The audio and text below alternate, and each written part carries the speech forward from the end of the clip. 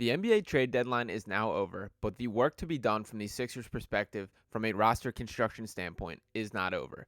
Due to their moves at the deadline in which they trade away guys like Jaden Springer, Patrick Beverley, and Daniel House Jr., the Sixers still have 3 remaining roster spots that they must fill out through the buyout market. In this video, I want to dive into some potential names that are available. Pretty quiet on the rumor standpoint for who exactly they are targeting at this point in time, outside of Kyle Lowry, who we've talked a decent bit about already, and I will go into a little bit of depth on him in this video. But I want to look at some of the potential other option, and as I mentioned, there are 3 spots to fill, so will not be exclusive to just Kyle Lowry. So let's kick this off by looking at what the roster looks like post-deadline here. As things are currently constructed, the Sixers point guards, we have Tyrese Maxey, Cam Payne, and Terquavion Smith, who is on a 2-way deal.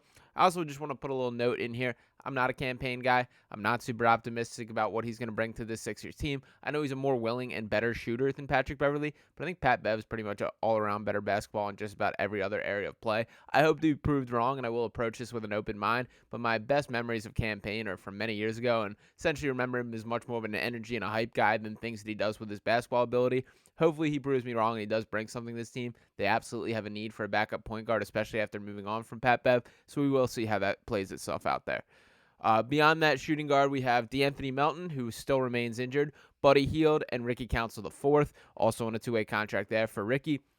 The small forward position, Tobias Harris, Kelly Oubre, and KJ Martin. At power forward, Nico Batum and Robert Covington, who also remains injured, and there does not seem to be a lot of positive news about when he will come back. And then at center, Joel Embiid, we know the injury there, Paul Reed, and Mo Bamba. So there are 3 remaining spots for the buyout guys.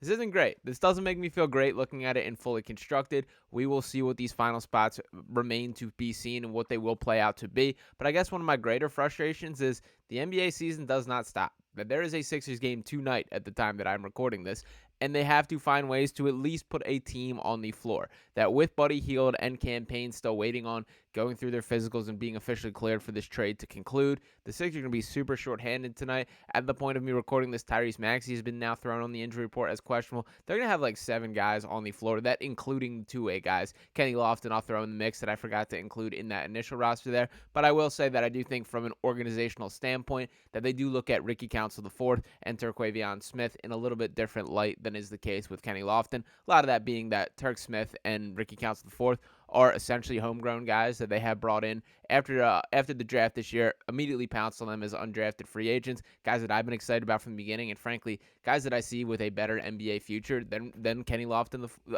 I'm very much rooting for Kenny Lofton Jr., but wouldn't say that he's done enough to change my mind that he has the concrete NBA future in the way that I feel about Terquavion Smith and Ricky Council. Specifically, Turk is the guy that I just see in his game from an NBA standpoint. But nonetheless, those aren't the guys that take you over to the championship at this point in their careers, and those are the guys that I want to talk about today. So let's begin by looking at guys that are officially available on the buyout market, starting with Spencer Dinwiddie, who's likely to be waived by the Raptors. I believe that is official now. Marcus Morris Sr. was waived by the Spurs. I will note this, both Marcus Morris Sr. and Furkan Korkmaz are ineligible to be signed back to the Sixers. It did look like there was a point in time where Morris was going to be eligible because he was retraded in a deal and not sent to the direct spot where the Sixers traded him. But ultimately, through the NBA books, it went down as a 3-team deal, not 2 separate deals. But the bottom line of that being that the Sixers cannot re-sign him as one of these buyout candidates. To look at some of the other guys here, we have Joe Harris, who's somebody that I am going to speak about in this video. Killian Hayes, who's somebody that I will not speak about in this video, and a guy that I have zero interest in from the Sixers perspective. Robin Lopez, Victor Oladipo, Danilo Gallinari, Furkan Korkmaz, James Bouknight, and Corey Joseph. So those are the guys that we know are on the market, and then we have a couple names that all signs are pointing them to reaching the buyout market themselves. Those names that I'll bring up here, we have Kyle Lowry, who's been talked about plenty since being traded to the Charlotte Hornets in exchange for that Terry Rozier deal. Evan Fournier, who's a guy that I want to get into, and then Davis Bertans, also expected to be terminated from the Charlotte Hornets there. So decent names on the market. You don't win championships through building through the buyout market. You just don't. But these are a better slew of options than is often the case in past years. So I do want to talk about with the Sixers' current state, they are looking to bring in win-now talent. That I don't think, as much as I'm still confused digesting this Sixers trade deadline, you don't bring in a guy like Buddy Hield if you don't think there's at least a chance that Joel Embiid comes back. If you think there's a chance that Joel Embiid comes back, then you should absolutely be bringing in guys to try and take you over the top. We know kind of what the mindset is here, and the thing that appeals to me most right now is we got a lot of shooters in here. So I want to dive through a couple of these guys, and let's kick things off with the most obvious. Kyle Lowry seems like a foregone conclusion that he will be signing a deal with the Sixers. Taking a look at his stats here, we know what he's been throughout his career over the entirety of it. A 14.4 point per game scorer, 6.2 assists, 4.3 rebounds. This guy that shot 36.8% from 3 on 5.2 attempts per game. It's very clear that Kyle Lowry is at the end of the road for his career, that he is in these final years. He did not quite have it last year with Miami Heat. He did do enough to at least be productive in that playoff run. I really liked how the Heat used him, where instead of, while he was still being paid like a $30 million plus per year guy, they didn't use him in that fashion. It was clear that he did not have that left in the tank, so they kind of reduced his minutes and played him in these spurt roles where it was just go leave it all on the court and then we'll get you out of there. And he was fairly productive in that. Obviously, there were other guys that stepped up that I would say were far more responsible for that deep playoff run going all the way to the NBA Finals. Guys like Caleb Martin deserve a ton of shine for that. Tyler Hero even, and of course Jimmy Butler was on a heater for most of that. Bam Adebayo, of course, very relevant to that team. Kyle Lowry didn't quite have his fingerprints on that run the way that I think hoped. But I do think it's still something to note here that Kyle can be a guy that has contributed to a winning roster. We know the Philadelphia ties and everything that goes along with it. So I don't think Daryl Morey would have made that trade to send away Pat Bev if he didn't have at least a strong inkling that Kyle Lowry wanted to come to Philadelphia. There is a relationship between Morey and Kyle Lowry there, so and as well as with Nick Nurse, obviously that he had his best years under Nurse in Toronto. So it makes complete sense to me. I'm not going to debate this one too heavily. I don't love Kyle Lowry. Frankly, I still think Pat Bev is the better basketball at this point in each of their careers. Very much still frustrated by the Pat Bev trade, but I do think Morey viewed this as, if I can trade Pat Bev, bring in a second-round pick, and bring in Kyle Lowry, who's essentially a lateral move from a roster standpoint, that's a win from Morey's perspective. Whatever you want to feel about that is how you feel about that. I still don't fully agree with it and am frustrated by it, but I can see the thought process in that direction. But the bottom line is there are still 2 other roster spots to fill out if that is the case. I do want to make note of this. I haven't seen this reported a ton everywhere, but I know for a fact that Danny Green is still working out within the Sixers facility, still getting shots up. Shout out to Chuck Ellis as his trainer who's in there with the gym with him. And it does feel like there was a little bit of a handshake agreement between Danny Green and the Sixers that he will have one of these open roster spots if we're one to open up. I would like to remind everyone that Danny Green was on the Sixers roster this season that he signed. He ultimately was cut when the James Harden deal went down, where they sent Harden out and brought in Marcus Morris, Nico Batum, and Robert Covington. That when the roster grew, Danny Green was one of the guys that was cut. He did look really good in preseason. I thought he had more in his legs than I expected to be the case. So I was pretty happy with that version of Danny Green that we saw. And the best thing for Danny Green to have any legs in a playoff run is to play 0 basketball from that point up until now. So if that is the case, and I think it's pretty likely that it is, far more than people have been let on or made available, I do think Danny Green locks up one of these open roster spots. We will see if that ultimately ends up being the case, but I did want to make note of that here. But let's talk a little bit about some other guys around the league who might move the meter from people's perspective at a bigger margin. Next, I'm going to dive into Evan Fournier. So to pull up Evan Fournier's stats here, this is a very good buyout target candidate in my mind, that through his career, a 13.9 point per game scorer, 2.5 assists, 2.7 rebounds, a 37.8% three-point shooter on 5.2 attempts per game. He's a little bit on the downside of his career, but he had some ups with that Knicks team who he last played for.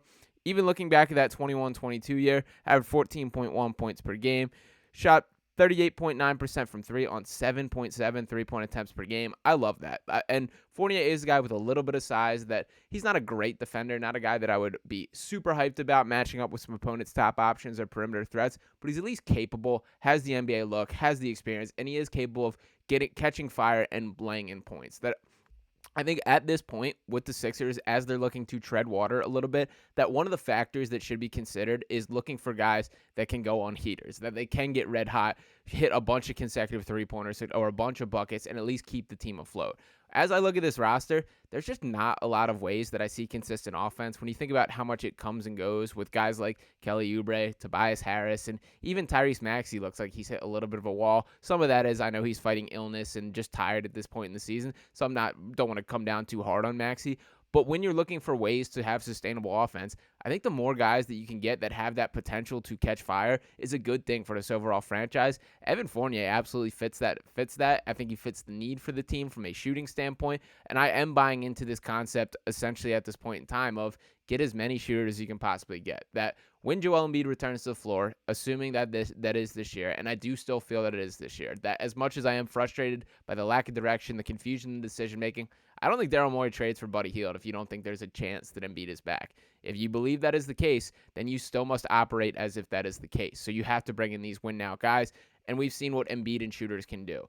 That might be the secret to this year, or at least the attempt to at least give the Sixers team a fighting chance in the playoffs. Is get Embiid. We'll allow Tyrese Maxey to be the number 2. We'll see if he is truly up for the challenge for that. And we just got floor spaces around them. That we'll see how that 2-man game works. And if we're looking at a lineup, for example, of Joel Embiid, Tyrese Maxey, Danny Green, Evan Fournier, and Buddy Hield, you can't double off any of those guys. So when you give it to Embiid in the mid-range in the post, allow him to get to his spots, take his guys, and if you bring a double from any direction and create an open 3, that's pretty good odds. Those are 4 guys that are legitimate 40-plus 40%+ three-point shooters. Pretty good stuff there. And another guy that I did want to mention, very much that fits the same category here, is Joe Harris. So look at Joe Harris' stats, and he has fallen off, got caught a little bit in that bad Detroit team in the crossfires there, but throughout his career, a 43.6% three-point shooter on 4.7 attempts per game.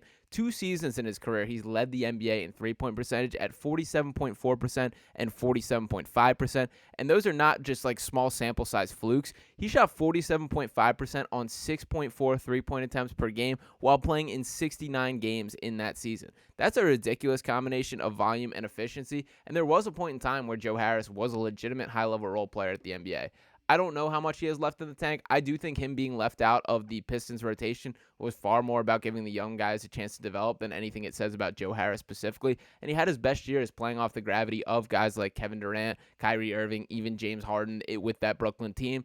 Surround Joel Embiid with Joe Harris, and I think that there's something to it. So while I still don't feel great, I'm not pounding the table saying the Sixers have a fighting chance of the playoffs this year. The best route to give them at least a chance of that is I do think surrounding this team with as many shooters as you can get. There are guys that are available on this roster, and this still is very dependent on what level Joel Embiid can come back and play at and when that is. But I think that's the route from here. So let me know what you guys think in the comments. Give me your thoughts for some of the top buyout candidates. Spencer Dinwiddie's a sexy name that I've seen flying around, but I do think it's more likely than not that he ends up on the Lakers or the Mavericks. I know he was sitting behind the bench at a game last night, but I do want to hear from you guys, your overall thoughts. I guess to lay out my final prediction, I think it's going to be Kyle Lowry, Danny Green, and Evan Fournier, but we will see what it ultimately ends up being. Make sure you guys are smashing that like button, dropping a subscribe, and I'll be talking to you next time right here on Sixers Digest.